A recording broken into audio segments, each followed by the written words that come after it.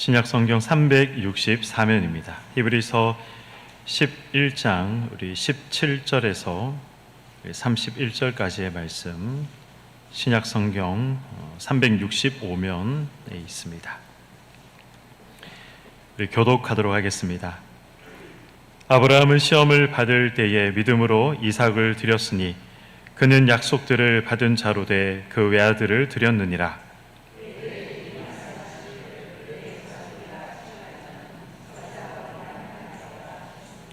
그가 하나님이 능히 이삭을 죽은 자 가운데서 다시 살리실 줄로 생각한지라. 비유컨대 그를 죽은 자 가운데서 도로 받은 것이니라.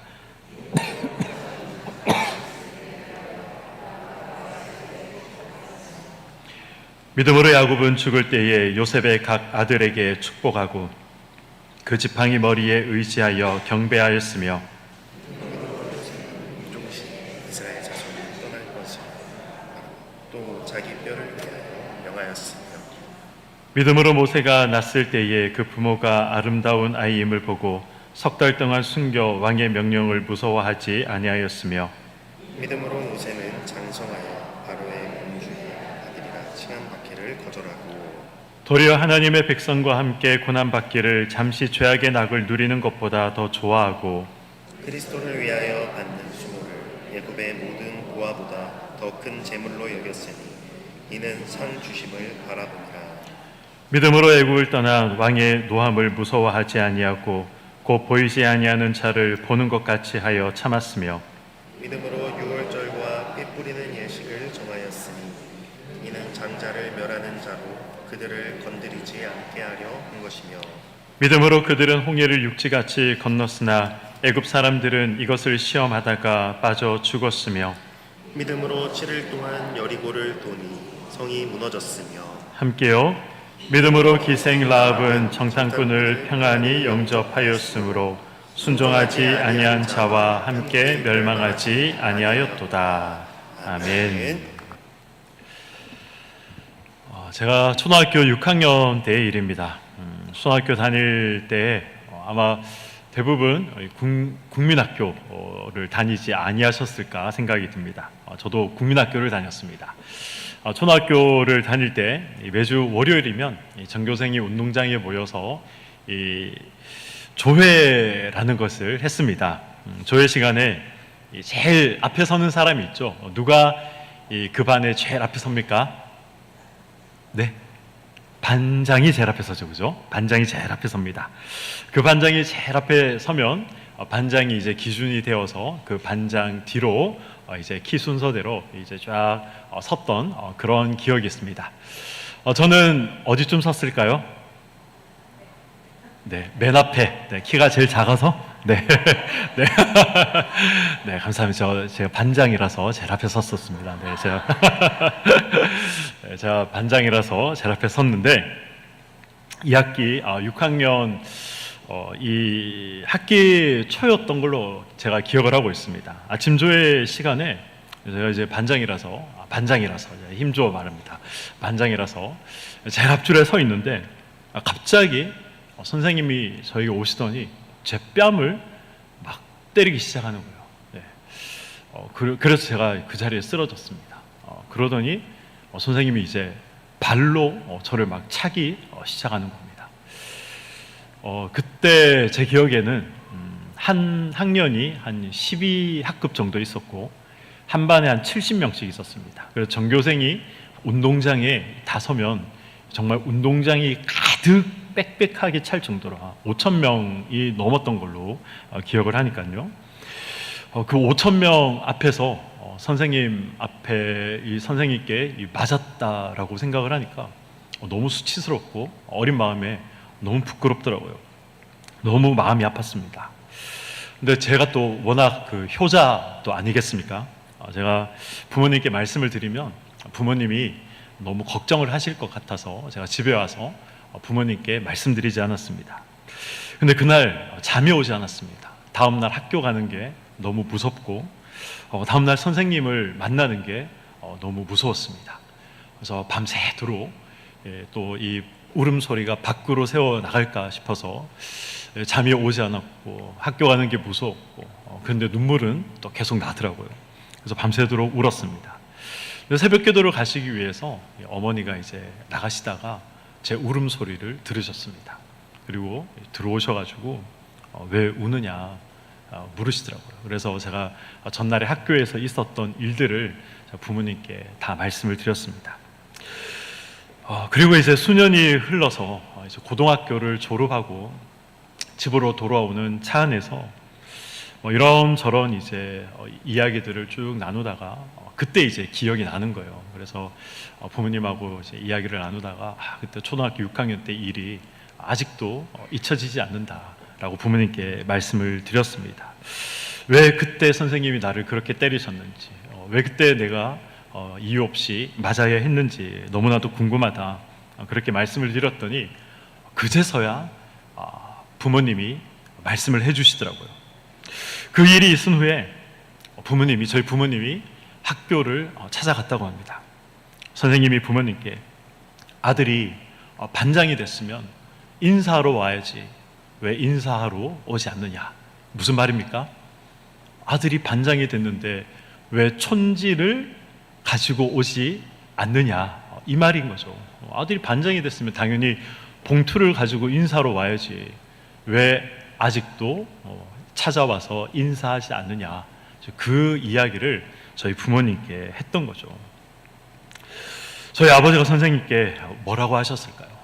제가 목사인데, 제가 예수 믿는 사람인데 아들을 위하자고 저는 그런 부당한 방법을 사용할 수 없습니다.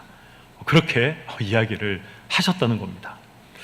대부분 선생님들이 훌륭하시고 아직 배움의 길에 있는 아들이 선생님에 대한 이 존경의 마음이 사라지면 안 되기에 그때까지 저에게 일절 그 일에 대해서 말씀을 하지 않으셨던 것이죠. 근데 고등학교 졸업하는 그날 제가 여쭤보니까 그제서야 저에게 말씀을 하시는 것이었습니다. 제 기억 속에 초등학교 6학년은 정말 좋은 기억이 하나도 없습니다. 선생님께 맞기도 정말 많이 맞았고 학교에 가면 예수생이라고 목사의 아들이라는 의미로 저한테 죄송합니다 이렇게 표현해서 목사 새끼 이렇게 선생님이 저한테 그렇게 이야기를 하셨습니다. 지금 생각해 보니까 저보다 저희 부모님이 마음이 더 아팠을 것 같습니다. 어린 자녀를 학교에 보내면서 이 뒷모습을 보면서 얼마나 가슴이 아프셨겠습니까? 또 저 아들이 학교에 가면 무슨 일을 당할까? 그 염려와 그 걱정을 늘 하시지 않으셨을까? 어떤 상처를 받게 될까? 신앙 때문에, 믿음 때문에 아들이 이 마지막 초등학교 생활을 또 얼마나 큰 상처를 가지고 생활하게 될까? 이런 생각을 저희 부모님이 하시지 않으셨을까요? 이 모든 일들이 신앙을 가진 자로 온전히 살아가고자 하기에 모두 일어났던 일이었던 것이죠. 우리 성도님들은 이런 일들을 경험해 보지 않으셨습니까? 그리고 지금도 혹시 경험하고 있지는 않으십니까? 예수 그리스도의 이 재림이 가까울수록 교회를 다닌다는 이유로, 예수를 믿는다는 이유로, 그리고 또 신앙의 양심을 지키고자 하는 그 이유 때문에 우리는 비난을 받거나 따돌림을 당하거나 아니면 세상 사람들로부터 이유 없이 우리는 비난받고 매질을 당할 때가 일상생활에서 비일비재하게 일어나게 될 것입니다. 예수님이 요한복음 15장 18절에 그 이유에 대해서 이렇게 말씀을 하십니다. 요한복음 우리 15장 18절, 우리 19절, 우리 두 절의 말씀인데요. 우리 함께 읽어보도록 하겠습니다. 시작. 세상이 너희를 미워하면 너희보다 먼저 나를 미워한 줄 알라. 너희가 세상에 속하였으면 세상이 자기의 것을 사랑할 것이나 너희는 세상에 속한 자가 아니요 도리어 내가 너희를 세상에서 택하였기 때문에 세상이 너희를 미워하느니라. 아멘. 지금 예수님께서 이 요한복음 15장에서 하시는 이 말씀이 어떤 의미입니까? 우리가 사는 현실 세상은 하나님을 적대시하는 세상이다. 그렇게 말씀하시고, 하나님을 적대시하는 이 세상 속에서 하나님의 부름받은 우리가 살아가고 있다. 그렇게 예수님께서 말씀하고 계시는 것입니다. 예수 믿는 우리를 미워하는 이유, 그 이유가 여기에 있다는 것이죠. 예수 믿는 자들의 현실이 고단한 이유가 바로 여기에 있다는 것입니다. 그리고 오늘 본문은 우리에게 말씀하고 있습니다.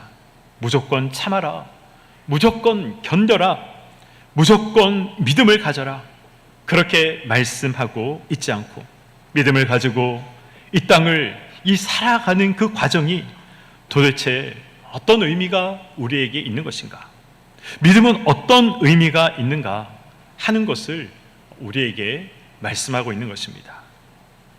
믿음에 관한 설명을 위해 오늘 본문은 믿음의 조상이라고 이야기하는 아브라함을 등장시키고 있습니다. 아브라함이 믿음의 조상이라고 불리기 위해 그는 어떤 인생을 그는 살아가야 했습니까? 본토, 친척, 아비집을 그는 떠나야 했습니다. 평생 이 삶의 터전을 그는 떠나야 했던 것이죠. 그냥 고향을 떠났다, 이렇게 우리는 생각할 수 있지만, 그때 당시에 고향을 떠난다는 것은 목숨을 내어놓아야 했던 것입니다. 고향은, 친척들이 있었던 곳은 자신을 지켜주는 울타리와 같은 곳이었습니다. 근데 그 울타리를 벗어난다는 것은 목숨을 내어놓는다는 것이었습니다. 그래서 큰 어려움을 감수하고 또 겪어야 했던 것이었죠. 그의 자손이 하늘의 별과 또 바다의 모래 같을 것이며 또 열국의 아버지가 될 것이다 라는 그 약속을 받았음에도 유일하게 낳은 아들이 누굽니까? 이삭이었습니다. 그런데 그 이삭을 죽여야 하는 그 자리까지 그는 가야 했습니다. 그래서 열국의 아비가 되는 그러한 기대조차, 그러한 희망조차 그는 포기하고 꺾어야 했던 것입니다. 물론 이삭을 죽이라는 명령을 받고 아들을 죽이기 위해서 모리아 산으로 갔지만 그는 아들을 다시 돌려받게 됩니다. 아브라함의 이 믿음의 조상이라고 불리는 이유가 바로 여기에 있는 것이죠. 아브라함의 인생을 통해 하나님께서 우리에게 말씀하시고자 하시는 것이 무엇입니까?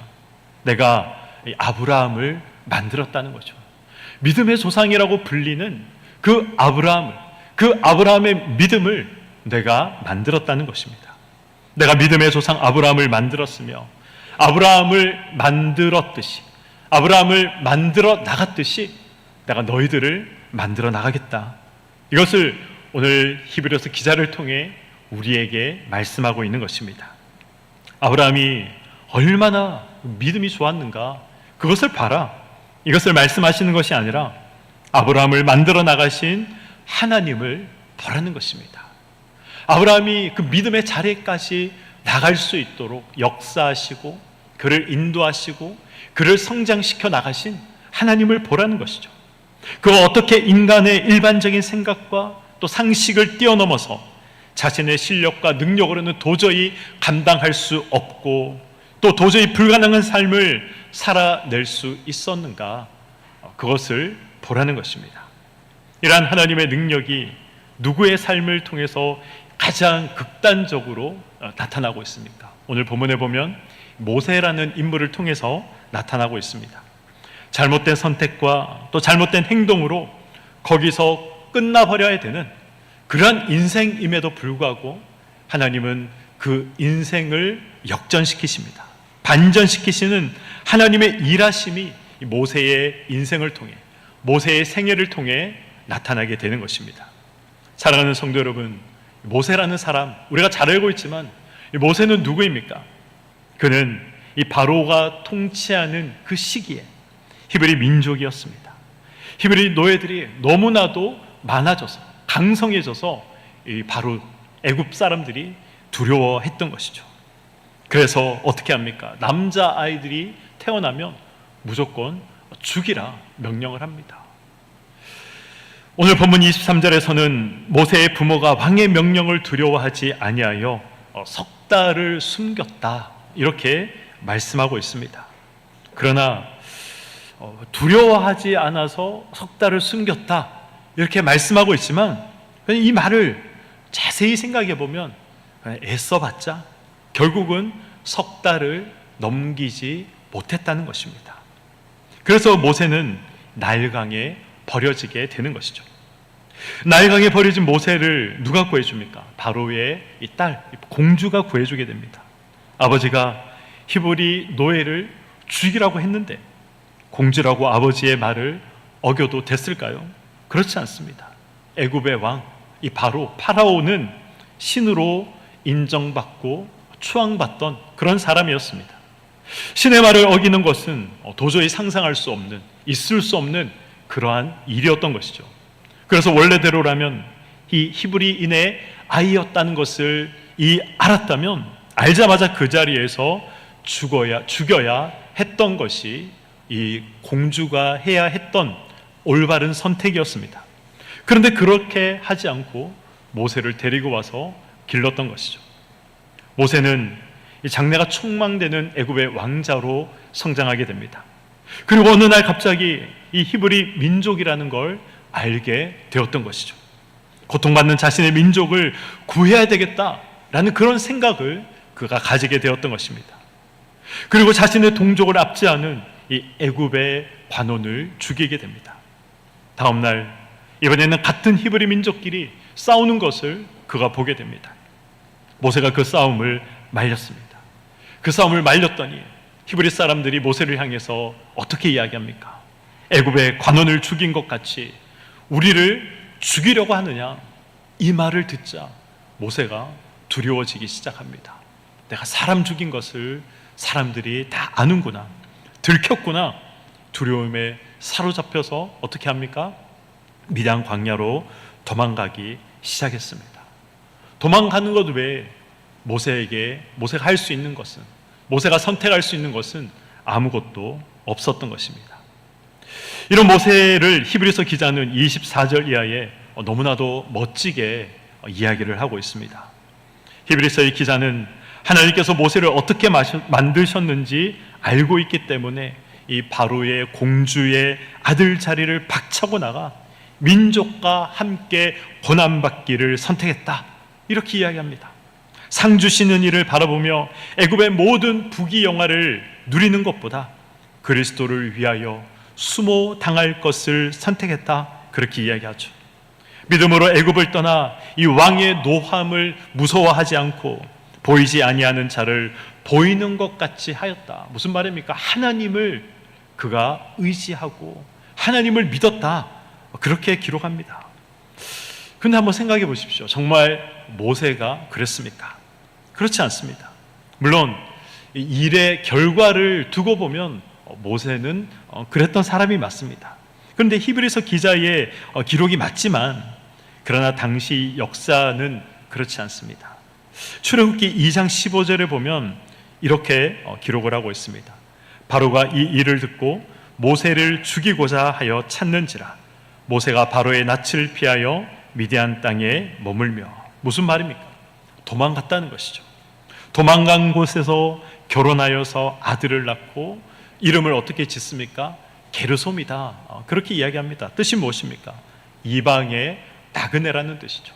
나는 이제 이방의 나그네로 이곳에 살다가 죽을 운명이다, 그 의미를 아들 이름에 담았던 것입니다. 모든 것이 끝났다고 생각했던 것이죠. 더 이상 나는 돌아갈 수 없다, 나는 돌아갈 곳이 없다, 그렇게 생각을 했습니다.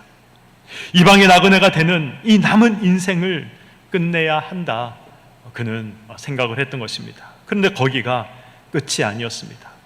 비극과 절망으로 자신의 인생을 끝맺음 당해야 한다, 그렇게 모세는 생각을 했지만 그런데 하나님께서 그를 찾아가셨던 것입니다. 내가 자초한 실패와 절망까지 하나님께서는 다 담아서 선으로 만드신 그 하나님의 은혜와 하나님의 능력을 모세가 체험했던 것이었습니다. 그리고 31절에 가서 지금까지 등장한 이 믿음의 인물들과는 너무나도 다른 또 한 사람이 등장합니다. 그는 심지어 이스라엘 백성도 아니었습니다. 하나님을 믿는 사람도 아니었습니다. 심지어 그는 하나님이 그렇게 싫어하는 가나안에서 우상을 섬기면서 음행을 저질렀던 신전의 창기로 살아갔던 여자였습니다. 그런데 믿음으로 정탐꾼을 영접하고 이 일로 불신앙의 사람들과 함께 멸망하지 아니하였다고 성경은 말씀하고 있습니다. 그 사람이 누굽니까? 우리가 또 잘 알고 있는 기생 라합이죠. 이 라합의 믿음의 정체가 무엇입니까? 비록 자신의 동족이라 할지라도 불신앙의 사람들과 함께하지 아니하고 하나님의 백성 되기를 선택했다는 것이 라합의 믿음의 정체인 것이죠. 사도 바울은 로마서 3장 10절 이하에 이 라합의 이 행동과 아주 이 적절하게 부합하는 말씀을 기록하고 있습니다.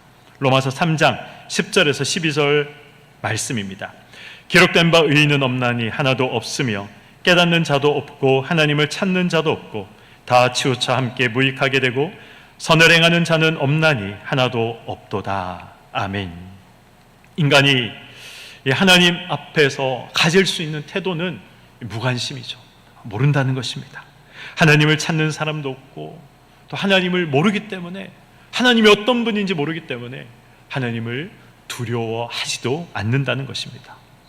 바로 이런 의미에서 보면 라합은 하나님을 찾을 수 없는 사람임에도 불구하고 하나님을 찾았던 사람이죠.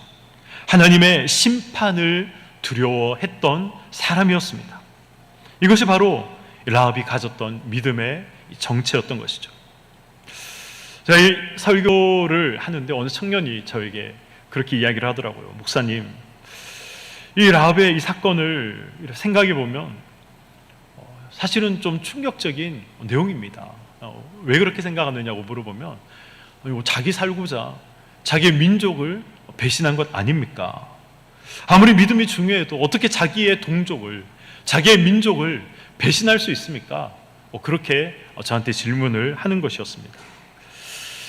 예수님은 이런 질문을 던지는 우리에게 누가복음 14장 26절에 어떤 우리 신앙의 원리적 차원에서, 믿음의 원리적 차원에서의 말씀을 하십니다. 누가복음 14장 26절의 말씀입니다.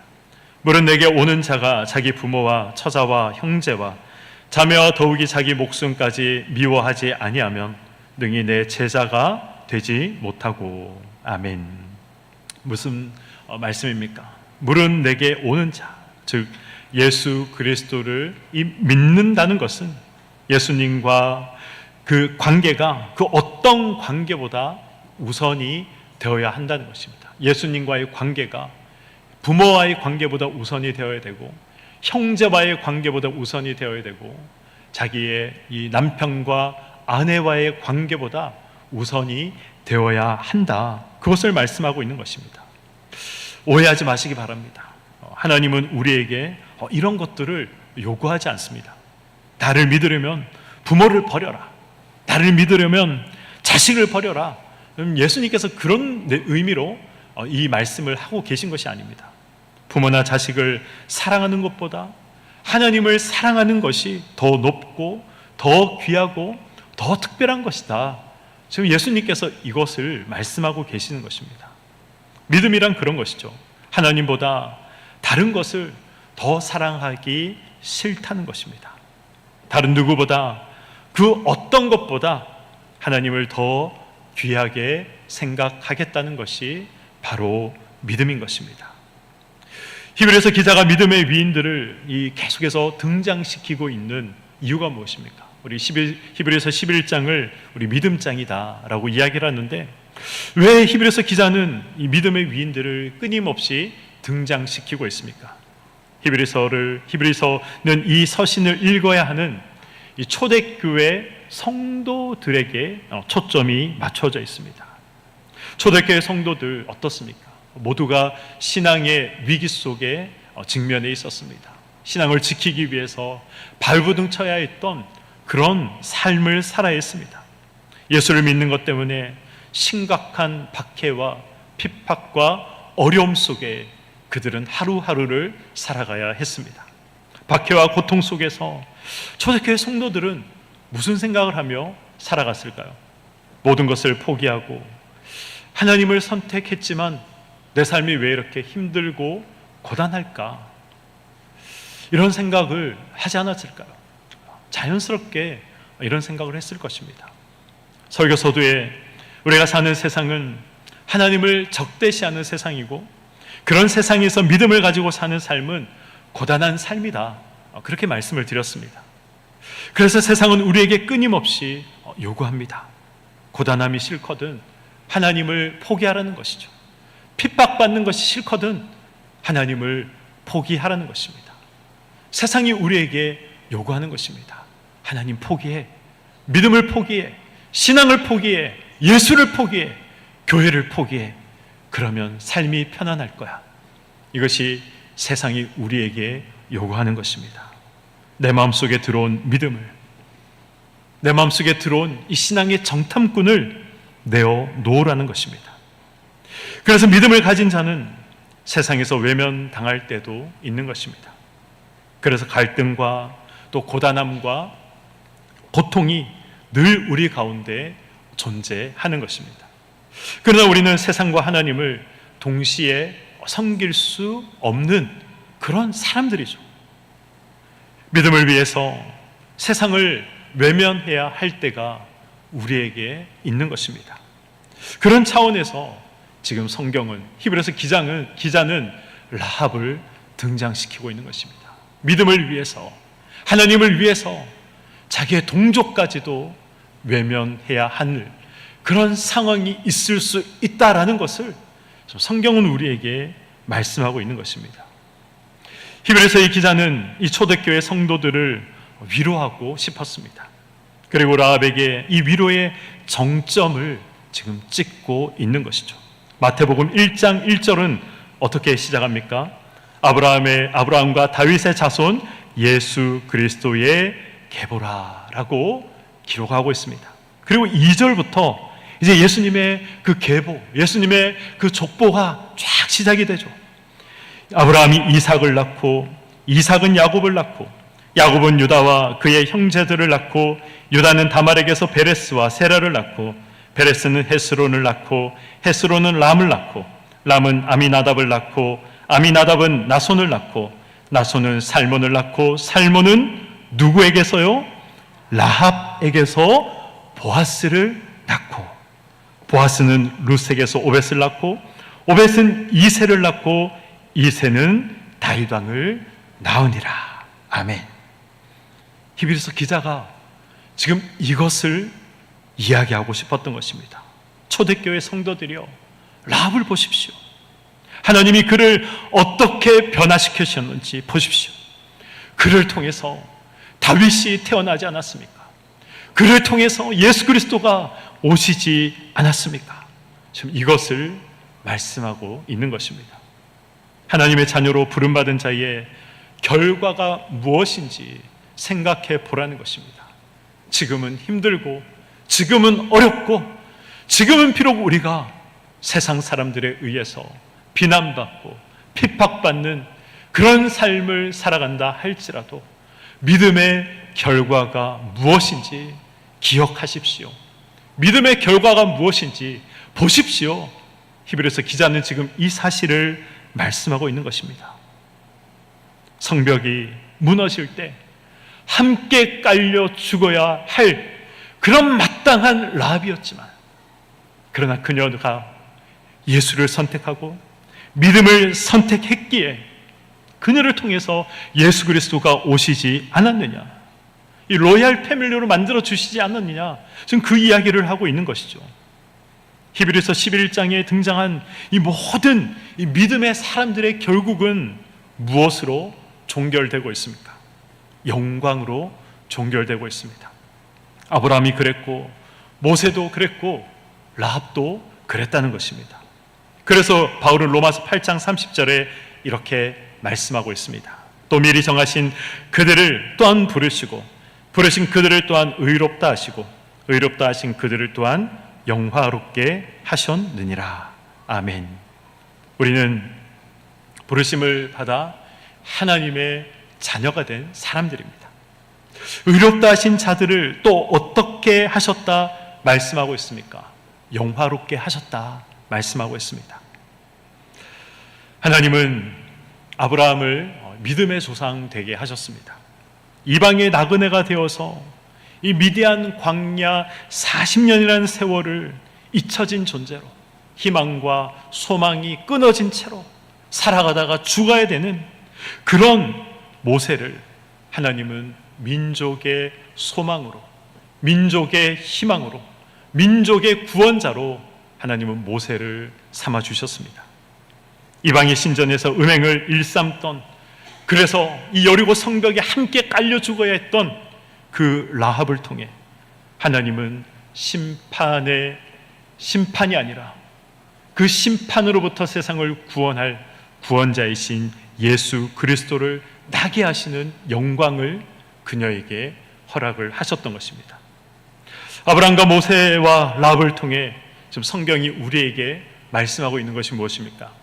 우리의 인생 가운데 이 경험되어지는 모든 일들, 그것이 고난이고, 그것이 고통이고, 그것이 수치이고, 그것이 모욕이라 하더라도 결단코 이 모든 것들이 믿음을 가진 자들에게 실패로 끝나지 않는다는 것입니다.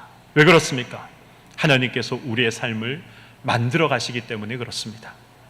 이 사실을 믿음으로 받을 때 바울의 표현으로는 이 두렵고 떨림으로 우리는 우리의 구원을 이루어 나갈 수 있는 것입니다. 큰 영광의 자리에 우리는 반드시 도착할 수밖에 없는 그런 운명이 우리의 운명이라는 것입니다. 이 영광의 자리에서 단 한 분도 낙오하시지 않기를 저는 간절히 소망합니다. 모두가 그 자리에서 만날 수 있기를 주님의 이름으로 간절히 축원드립니다. 아멘. 우리 함께 이 찬양 드리도록 하겠습니다.